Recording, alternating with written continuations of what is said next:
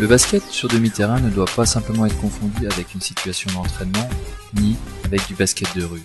Non, le basket sur demi-terrain, c'est bien plus que ça.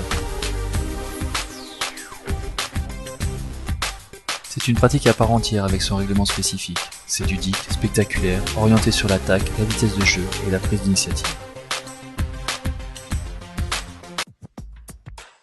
Le jeu se déroule sur un demi-terrain de basket. On distinguera deux zones délimitées par la ligne des 6,75 m. Une zone à 2 points. Une zone à 1 point. On prendra aussi comme repère sur le demi-terrain de basket le demi-cercle de non-charge, utile pour les remises en jeu sur panier marqué.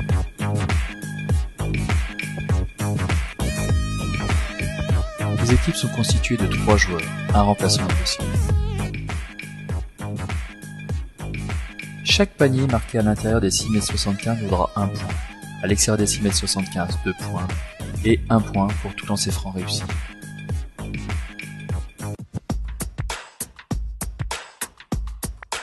L'échauffement des équipes se fait en simultané sur le même panier. Un tirage au sort est effectué avant chaque rencontre. L'équipe vainqueur du tirage au sort peut choisir entre la possession du ballon en début de la rencontre ou au début de l'éventuelle prolongation.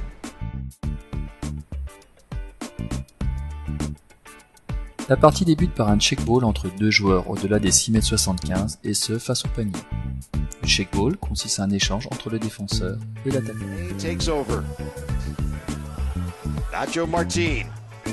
Au changement de possession, la défense doit ressortir la balle au-delà des 6,75 m. On parle de changement de possession sur rebond défensif, airball ou interception. On peut ressortir le ballon soit en dribble, soit en passe. Un autre exemple.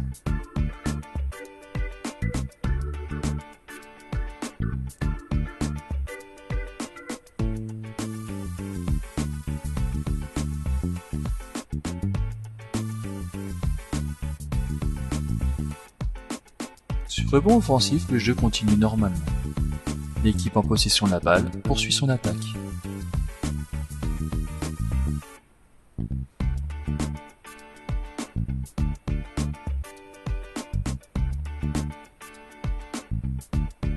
Sur panier marqué, lancer franc réussi, la remise en jeu se fait dans l'arc de cercle de non-charge. On n'a pas le droit de défendre dans cet arc. Nice move. That was clever.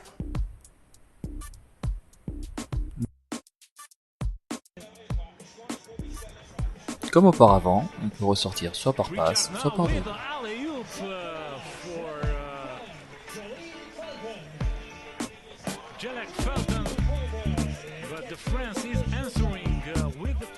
Après chaque situation de ballon mort, sortie, faute, marché, la remise en jeu se fait à l'extérieur des 6,75 face au panier par un check-ball.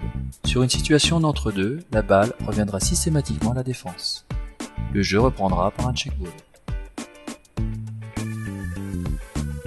Airball.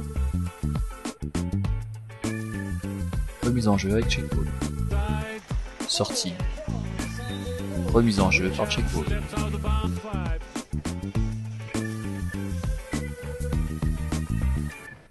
Faute sans lancer franc. Check-ball.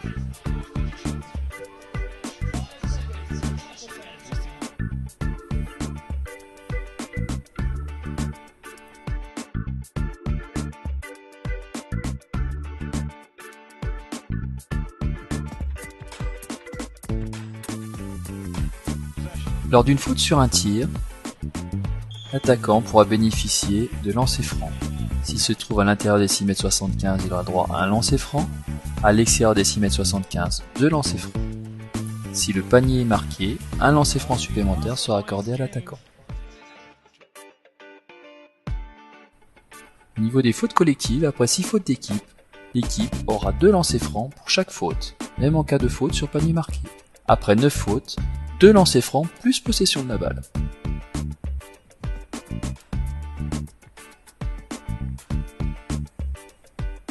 Chaque équipe peut utiliser un temps mort de 30 secondes. Le temps mort est demandé par un joueur sur balle morte. Observez le joueur numéro 2 qui demande le temps mort. au milieu du terrain.